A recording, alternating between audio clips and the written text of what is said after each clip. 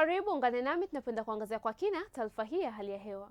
Kwa usiku huu tunatarajia leo kavu katika maeneo yote na hali ya baridi bado inaonekana kuendelea katika maeneo mengi, huku kiwango cha chini zaidi cha joto kikitarajiwa kufikia nyuzi joto 8 katika mkoa wa Njombe, ikifuatana na nyuzi joto 9 katika mkoa wa Mbeya.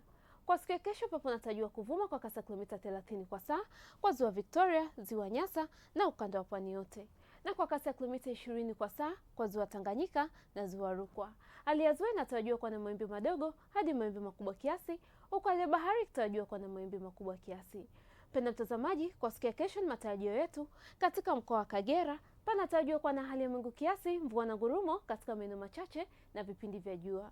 Mkoa wa Tanga, visiwa vya Unguja na Pemba, Dar es Salaam, Pwani kijumlisha visiwa vya Mafia, Lindi na Mtwara panatarajiwa kuwa na hali ya mawingu kiasi, mvua nyepesi katika maeneo machache na vipindi vya jua.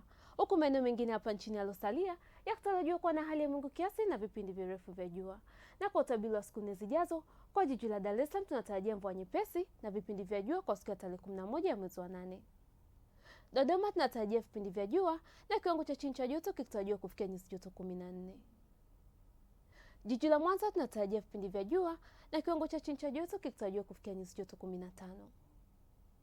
Mbeya tunatarajia vipindi vya jua na kiwango cha chini cha joto kikitarajiwa kufikia nyuzi joto 8. Kilimanjaro tunatarajia vipindi vya jua na kiwango cha chini cha joto kikitarajiwa kufikia nyuzi joto 16. Morogoro tunatarajia mvua nyepesi kwa siku ya tarehe 8 na tarehe 9 na vipindi vya jua kwa siku ya tarehe 10 na 11.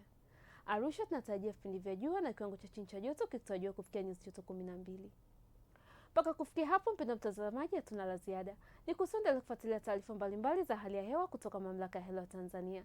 Ulikuwa na mimi Mariam Fares, asante na nikutakia wakati mwema.